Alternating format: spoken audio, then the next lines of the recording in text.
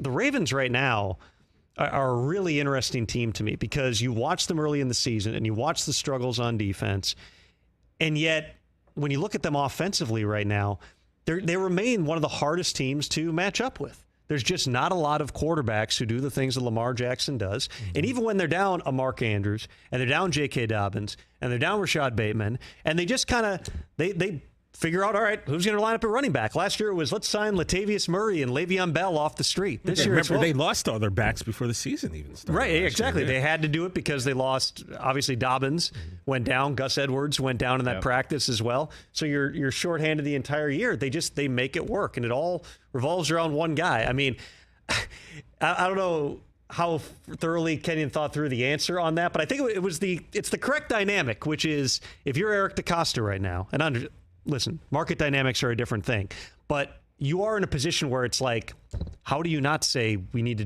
do whatever it takes to get this done? Yeah, right. You don't want to be doing the fully guaranteed contract. There's a reason that NFL teams flipped out when the Browns did it with Deshaun Watson. And obviously he faced serious allegations of sexual misconduct, but also no one had ever done a deal like that. It upended the entire economics of the NFL.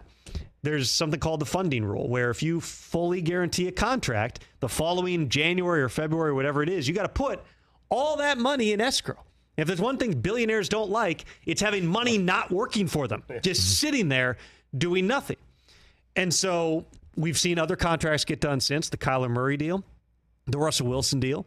They've not been fully guaranteed. Lamar, who serves as his own agent with help from his mom, wanted a fully guaranteed contract. The Ravens weren't willing to go there. They let him play it out. Lamar, his leverage is, I'm willing to play it out. Deshaun Watson's leverage was, we got multiple bidders. That wasn't, as one person within the league told me, that wasn't a trade. That was free agency. What Deshaun Watson had was 4 or 5 teams that are all bidding for him. And the Texans are already a spot where, okay, if you want to talk to him, you got to be willing to put 2 first-round picks and additional picks, 3 first-round picks and additional picks. And all those teams stepped up and said they would. Then it was just about the money. The Browns were told they were out. The very morning he agreed, they're told you're out. And they came back and went, all right, we'll do it. We're willing to put all the money on the table right now. Your average player, even the best quarterbacks, don't have that when you're trying to do the deals early. Because you don't want to franchise tag them. It's not great for your salary cap. But you're also in a spot where you have the control. Not many guys play the whole thing out. It's a short list. Kirk Cousins did it. Got a fully guaranteed deal from the Vikings. But he had to play on 2 tags. If Lamar does that, we're talking about 2025. Technically, they could tag him a 3rd time, but it's such an astronomical number, they would never do that. You wouldn't think. Although, who knows with where the cap is going and everything else. It creates a different dynamic, not to mention you're negotiating directly with the player. And don't forget, the Ravens at the trade deadline acquired Roquan Smith, another player who represents himself and is unsigned beyond the season. You have 1 franchise tag to use.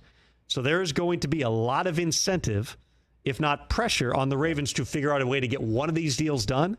You would think Lamar is going to be the priority of those deals. And if I'm sitting back going, I can either commit $50+ million a year to Lamar Jackson or $20+ million a year to Roquan Smith, even though it's a bigger number, I know what direction I'm going. And it's to Lamar because he impacts everyone around him. That's take nothing away from Roquan Smith, but it's just, it's going to be a fascinating thing to watch play out in the couple of months after the season.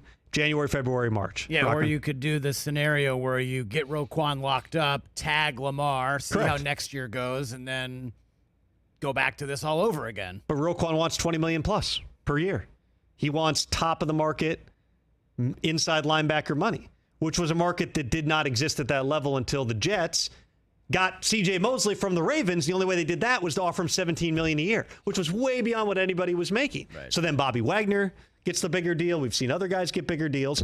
So that number is at such a high scale here. Are you going to pay Roquan that money? You gave up a draft pick for him, so you would think yes.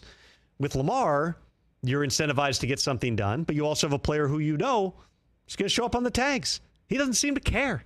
He doesn't look at the value of it, and part of that's not having an agent. No agent would allow Lamar to play last year in 2021 for like $3 million or whatever he was making. He would have said, we're getting the deal done, or he's not showing up. It's funny how the Ravens always find themselves in these situations. Like C.J. Mosley and Matthew Judon, two of their best linebackers in the last few years, leaving free agency to big deals with the Jets and Patriots, and now here they are back again with Roquan Smith, having to pay this guy that they just acquired. Well, and if you're one of the best drafting teams in the league, which the Ravens are, you can look at it as, all right, we let some of those guys walk. Because you're right, going all the way back to like Rick Wagner and other players, they've had some of their best homegrown players. Adalius Thomas, who went to the Patriots, that was one of Bill's first big splash defensive free agency signings 10, 12 years ago. Right. They've had homegrown players who have left for big free agency deals. When you do that, number one, you're keeping cap space available. Because if you don't pay somebody $15, $20 million a year, that's money you can use to potentially make up the production elsewhere. And number two, you get comp picks.